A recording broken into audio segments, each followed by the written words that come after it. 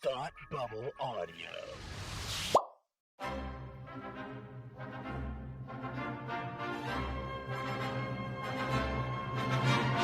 Look, up in the sky! You will never find the more wretched hive of scum and villainy. Welcome to Beer with Geeks with Tim and Frank. Who are you? I'm Batman. I am Iron Man. Your friendly neighborhood Spider-Man. Hi, Christopher. I'm Nero. My name is Inigo Montoya. You're a wizard, Harry. A couple of guys with a couple of beers and a whole lot of pop culture nostalgia. Make it so, number one. Ladies and gentlemen, the Beatles. I named the dog Indiana. Life finds a way. I am serious. And don't call me Shirley. Now sit back and crack open a cold one, because it's time for Beer with Geeks. It comes in paints? Shaken, not stirred. Great Scott! I was way off. I knew it started with an S, though. Hi, and welcome to Beer with Geeks, where two geeks geek out with beer. I'm Tim, and with me, as always, is my man who loves Nicolas Cage. Frank, how are you today? I am fine, but I really need you to help me find the Declaration of Independence. I really need you to stop ignoring me. We need to do this. Okay. I really wasn't ignoring you, but well, you left me on red. You left my text on red. Of Independence. I'm just saying, you treated me like a conspiracy theorist because I kept saying we needed to go find the Declaration of Independence, and I'm sorry. I'm sorry, but I don't appreciate that. You have nothing better to do. We are on quarantine. I know you're home. I know you're seeing them. I know. That's why I'm trying to tell you. It's in Washington, D.C. We're not allowed to go there. Okay. Well, I was clearly very confused, and I have shamed myself. Good. Excellent. No, what you can do to make up for it, though, is tell me what you're drinking. Oh, okay. Well, I am drinking. So, social distancing. We are both practicing social distancing.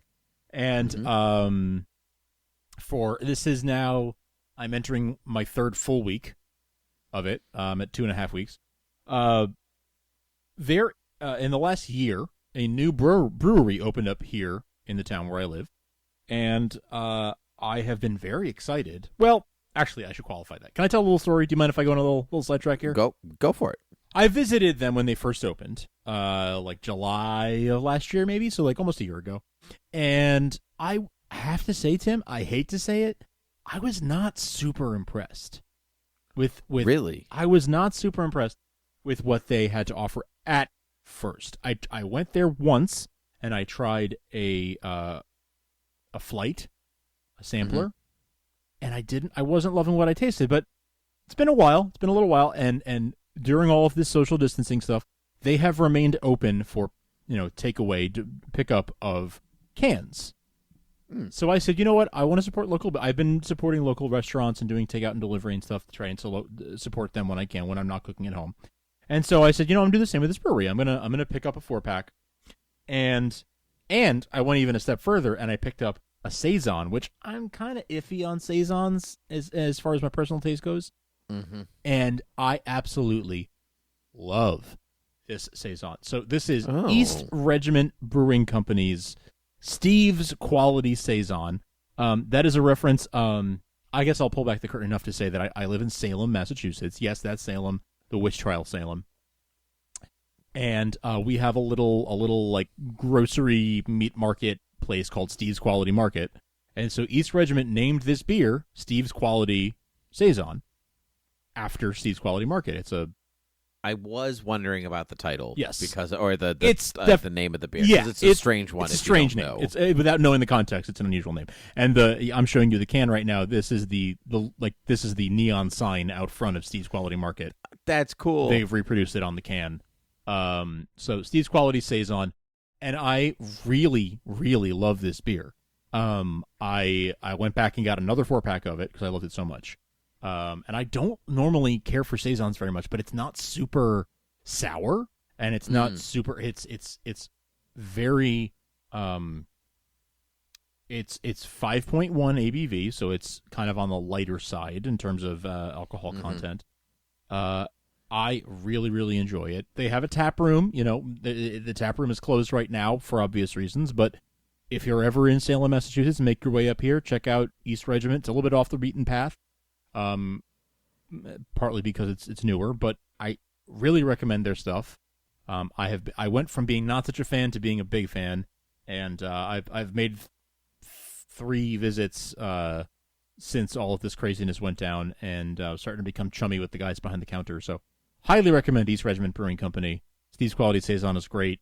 They have a Hefeweizen that's really, really good as well. So, if you're in the area, I don't think we have distribution yet, but if you ever make your way up into these parts, check it out.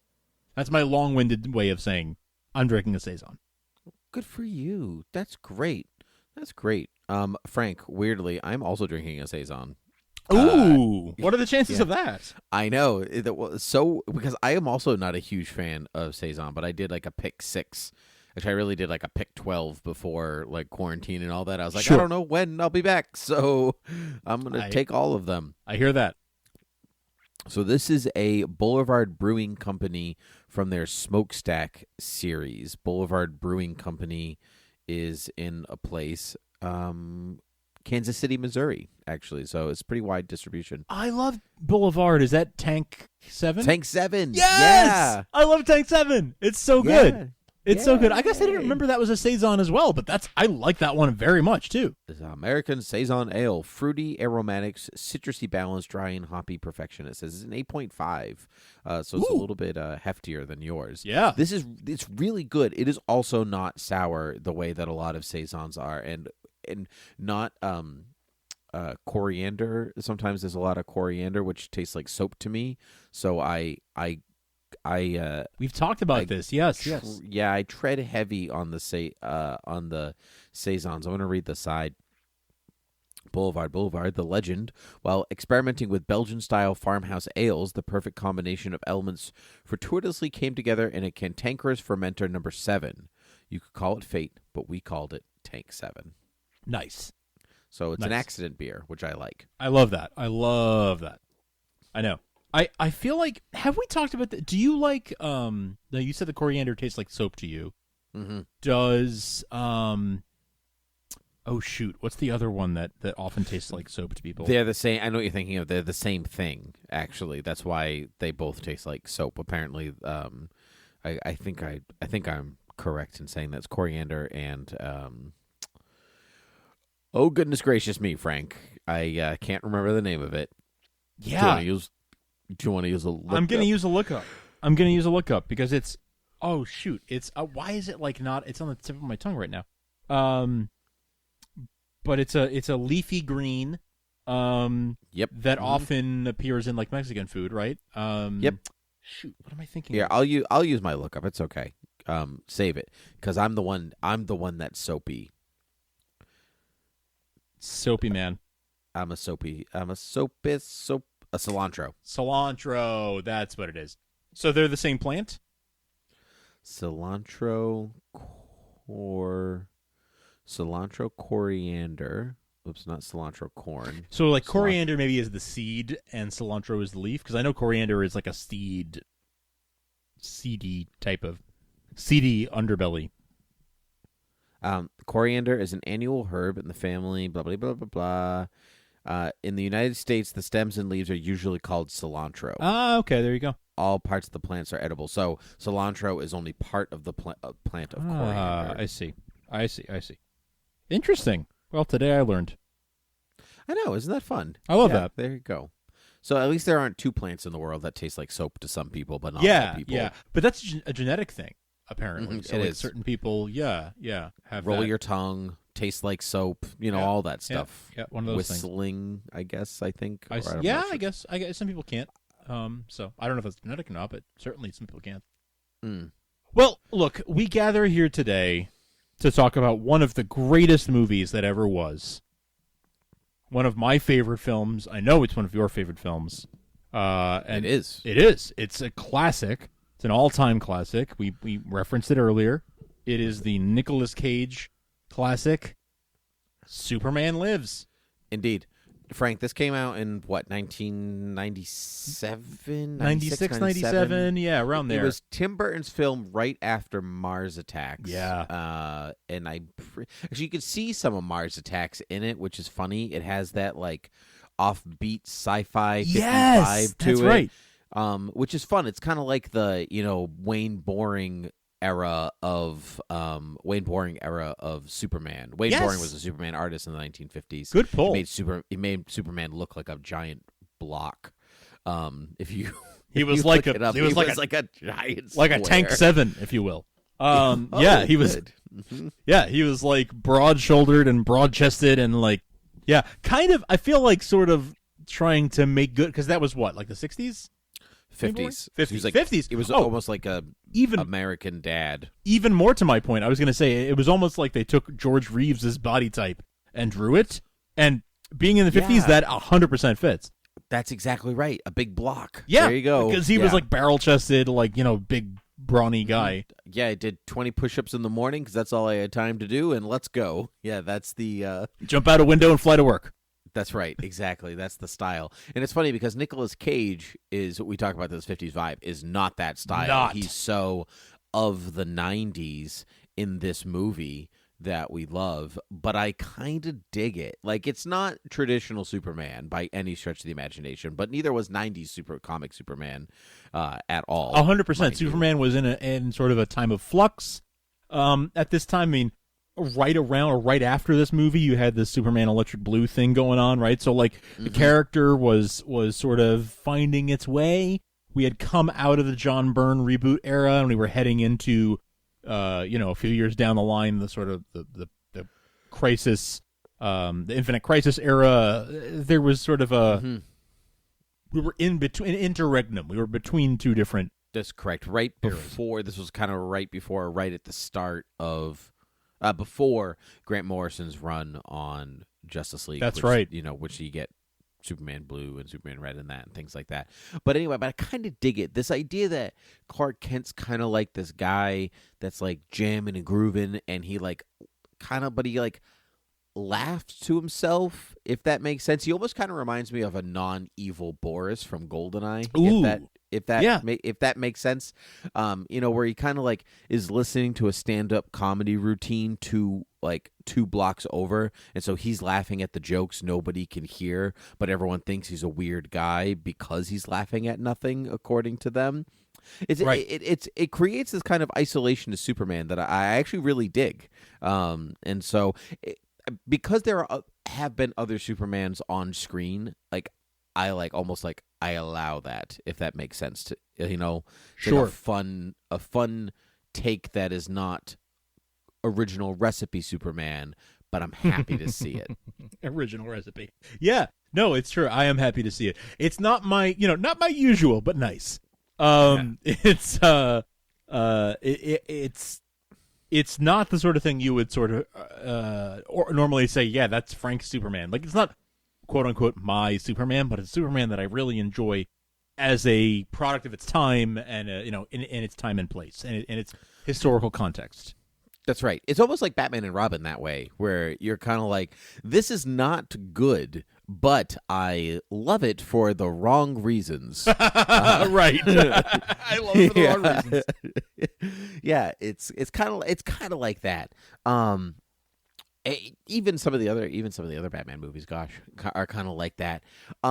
I did think that it was really, I mean, it was a lot, I think, to kind of go through this like death and return sequence in one movie, but I do think that they kind of, and even though it's like the first one, the only one with Nicolas Cage, like I think it weirdly earns it because Superman feels so heroic in it, right, doing great things, the rescuing people from the Thanagarian Snarebeast and like Doomsday, and then like Batman gets up on the big screen of the funeral and he's like, your hero has fallen, but don't lose hope. That's very comic book, and so like people loved the Superman. You could feel that they loved him, which is a great contrast to how weirdly they felt about Clark Kent. Right. Mm-hmm. It is such an interesting contrast and such a I feel like a little bit ahead of its time in a way, in terms of we weren't seeing these kinds of superhero stories on the big screen at this time. Sure. So yeah, I appreciate it for what it is. That's one of the things that I appreciate so much for the historical context. Mm-hmm. Yeah, I agree. What do you think? I honestly didn't think that Christopher Walken as Brainiac was going to work. for yet, me, like weird vampire Brainiac. weirdly but works. It weirdly works. I mean, I think works. I feel that way about Christopher Walken most of the time. It Yeah. weirdly works. That's right. Yeah. I feel like Christopher Walken is the American Bill Nye. They have a say more things. I like that. Yeah, say more things right now. They have a similar thing where like Bill Nye he works in, and to be clear, I'm not saying Bill Nye the Science Guy. Bill Nye, the acclaimed British actor. Actor. Whether it's About Time or Emma or Love Actually, like he is very multifaceted, I feel. He can do very over the top silly like in Love Actually. He can be very serious like in About Time. He is a little bit more of a silly but serious guy. You know, he can do the British period I can piece. give you one yes? more too. I can even give you. He can do supervillain in Pirates of the Caribbean. He's Davy Jones. There you go. I wasn't even thinking about that. But this is before that, right? This is like him showing those. Right. Sorry, well, it's not him, but it's Right. Yeah, I was like, what are you talking about? Yeah, my actor's mixed up. But it is. I feel like Christopher Walken has a similar energy where he can do the very serious stuff. Sure. Or he can be. I mean, he can play into the guy that he is. I mean, even in a movie like Wedding Crashers, he's like the straight man in this comedy film, right? Why don't you play some competitive sport? Right. Like he's not being his usual. I mean, he has funny moments. He says funny things. He has jokes and stuff. But he's not a comedic character overall, right? No. His jokes only land because they play off of other people. That's it. He's a straight man to the other comedic actors. But in this movie, he gets to really revel in it and chew up the scenery a bit. And it's really, really impressive and sort of the thing that you might not expect from him, but that's what makes him such a great actor and such a, like one of the greatest of his generation. It's true. I think that like there's a cold and distant quality to his Brainiac that really works, but there's also like a bit of whimsy. Like he also has a polar bear friend. You know, like that's I mean, that's kind of fun. Can we also talk about how like it was the late 90s? America Online was like the new thing. And here we have, and this is again ahead of its time. Here we have a supervillain that is a supercomputer, sort of foreshadowing like a fear of technology, a fear of, in America of like becoming too online, becoming too dependent upon computers. Very, very ahead of its time. Probably about 10 years ahead of its time, because it was, Twitter wouldn't exist for another 11 years after this. 10, 11 years after this. It was before social media. It was like firmly Web 1.0. A lot of households were still getting access to the web and getting their first computers at this point. And here we have a supercomputer villain of sorts that really sort of putting a face to the fears of like, what could the future of technology look like?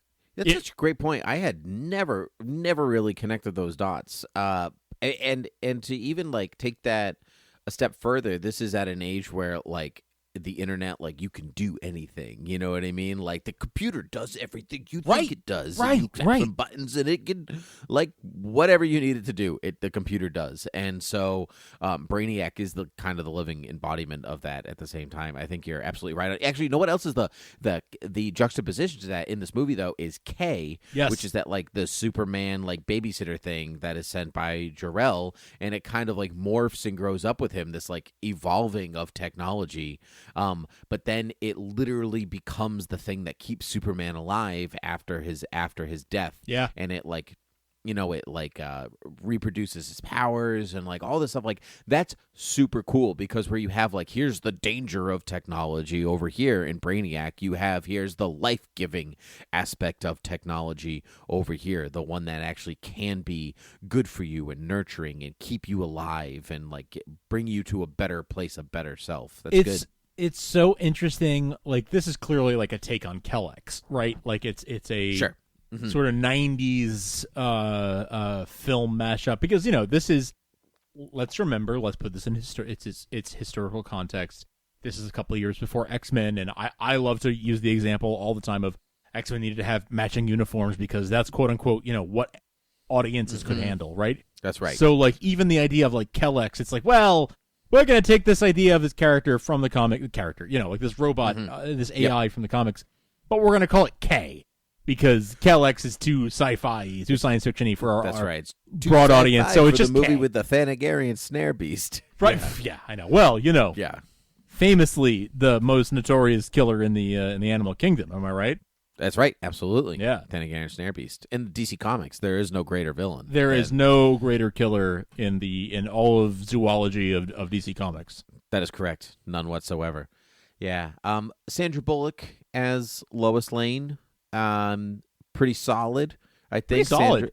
Sandra Bullock's great. I heard it was almost Courtney Cox, and I think that she also would have done a great job. I think she could have done an okay job, but I think Sandra Bullock has more of like the chops, like and like in a relatively early role for her, like really being able to show this side of her, relatively early on in her career. Like I've always been a Sandra Bullock fan, and this is one of the roles that like maybe isn't her most acclaimed, isn't talked about the most as being, her biggest, like, most triumphant role, but I think really, really a good portrayal of Lois Lane for those of us like you and I who are fans of that character to begin with.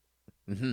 Yeah, I agree. I think that she's got a snappiness and almost like a frenetic energy that some Loises I think I really lack, but she just brings it in spades. Like, she can take you down. She's got this glint in her eye, and you know that she can't spell typewriter, but she sure damn can well use one. She can use one, right? Yeah. Like, it's totally like she is an ace reporter, like in the truest sense of the word, and she brings that to life in a lot. It's I feel like, and tell me if you can disagree if that's the case, but I feel like she fed off the energy of Dana Delaney's Lois that was going on around the same time on television. Mm-hmm.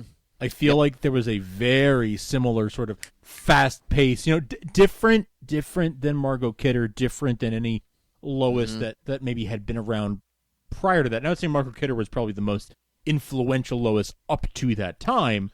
Yes. She was clearly going in a different, informed by Margot Kidder, but not exactly an homage, right? Yes, I agree. It's the 90s. They updated Superman, they updated Lois. This is, post, third wave of feminism, or like we're in the third wave of feminism in this time. So, there's like women in the workplace, but, what is that?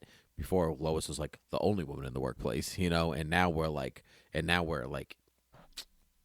we're in the era of the modern woman in film in 1997. So, and I think Sandra Bullock really brought that in spades. And so, yeah, there are a lot of super suits in this movie, Frank. And, I know you love a good super suit. Where is my super suit? Yeah. Why do you need to know? Anyway. It's great. So there's a lot of super suits in this movie. He goes through a couple changes. There's like the classic look, and there's the K look, and there's the rehabilitation, armored look, and then there's the black suit at the end. Did you like the Superman suits in this movie? As designs, here's the thing. If I had I just seen them as designs on a page, I probably wouldn't have cared for them so much. Mm-hmm. But the whole idea of the black suit and where the S comes off and becomes blades, I think is one of the coolest ideas that has ever been introduced. Like, wow, what a cool idea, and like what a cool way to up the ante, Yeah, it's like the 90s version of the cellophane S, right? That's right. More blades, more danger, more everything. Yeah. Because Superman really does need blades. That is the one thing the character is missing. Yeah, agreed. Like, it's sort of a missing dark spot, and like that's why we've had in places like Smallville we've had and here I go again, me or typical Frank bringing up Smallville. Bring up Smallville. But Your like you've had show. like kryptonite daggers and things like this, like because that is a through line in the sort of mythology, and I love that they brought it to life in this way in this movie, and I think that it worked. It worked. On paper it didn't seem like it would work, but on the big screen it worked. Yeah, and Frank, this is pre-Blade, don't forget. And so this is like, before people were like, we got to put Blades in movies. Yeah, this totally. is before S that. is the Blade. This is before that. This is the Forerunner. Yeah. And finally, Frank, I think that really brings us to, we talked about Nick Cage as Clark Kent, but what about his Superman? We see a lot of like Superman recovering. So we see like pre-death Superman and post-death Superman and Superman recovering. But what about pre-death Superman? How do you feel? Like, did he bring the gravitas that Superman needs? Was he friendly and charming and want to help people? Or would you be afraid of him? Or were you afraid of him? I was not afraid of him. I mean, how could you be afraid of Nicolas Cage? Am I right? But really, he, his Clark was an interesting departure from, again, we're talking about only 10 years earlier.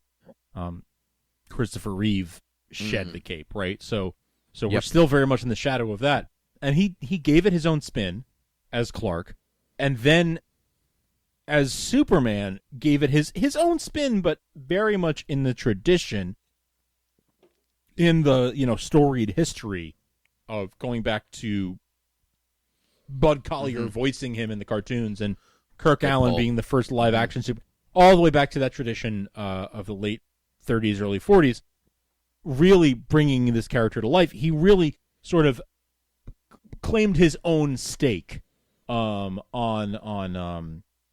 this character. There was a different take on it in terms of the smolder and the way that because Nicolas Cage, late 90s, still sort of a 90s sex symbol, and he brought that. You asked me about gravitas. Did he bring the same gravitas that Christopher Reeve did? Arguable, debatable. I would say that he gave it his own Nicolas Cage brand of seriousness and not even gravitas, but like sincerity, right? He was very sincere in the way that he handled the character. Was it the same kind of gravitas, quote unquote gravitas, you got from Christopher Reeve? Maybe not exactly the same, but it was sincere. It was earnest. Earnest is the word I'm looking for. It was very earnest. It was very like he meant what he was saying. You believe what he was saying, even if it wasn't quite in the same way that Christopher Reeve would say, like, sure, or other Superman before that. But it definitely was the with the long hair. I like long hair Superman. This is very strange. Well, it was very 90s. I mean, it fit in with the comics of the time. It did, and it really worked for this version of the character. This Hawaiian shirt wearing Clark Kent, whatever. I think it worked for Superman because Superman was like, "Hey, I'm one of you. I also have long hair. Let's not forget that." We're past the Wayne Boring square Superman, and we're into Superman's cool. It's the 90s, man. Remember that? S stands for cool, Frank. Yeah. Sure. On my planet, it means cool. It's a hard S. I would give one final shout out to the man that maybe saved this project, and that is Kevin Smith. Indeed. Who has spoken about it numerously over the years and how much of a joy it was to work on this project. He just had a great working relationship with his computer and John Peters and Warner Brothers. The dream team of Kevin Smith and John Peters coming together to work on this film.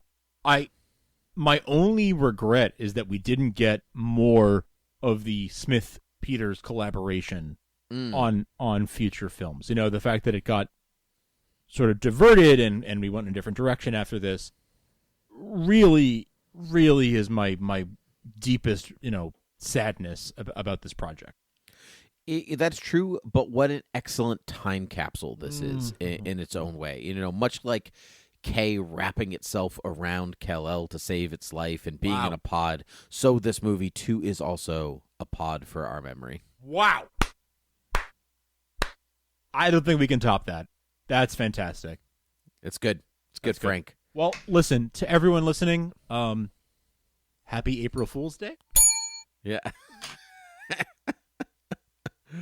That was fun. That was fun. That was That fun. was so Everything fun. we just said to you was false. And we love you. Thank you for enjoying our April Fool's episode. Well, thank you for listening to our April Fool's episode. We hope you enjoyed it. I hope we made it all the way through. We made it all the way through. You can find Beer with Geeks when we're not talking about fake movies at beerwithgeeks.com, at thoughtbubble.audio.com, on all of the podcast apps like Apple Podcasts, Stitcher, Spotify, Overcast, Pocket Casts, TuneIn. You can talk to your Amazon Echo device and tell it to play Beer with Geeks, and it will play Beer with Geeks. That's true. All of that, you can find us in all those places. Email us at beerwithgeeks@gmail.com, at beerwithgeeks on Twitter, patreon.com/thoughtbubbleaudio if you want to support us on Patreon and help make these shows happen. We love you. Thank you so much for listening. Thank you for suffering through our little April Fool's joke to all of you, and we hope you enjoyed it. I did. I had a blast. So I hope that you all did too. That's great. Well, Frank, until next time. Cheers. Cheers.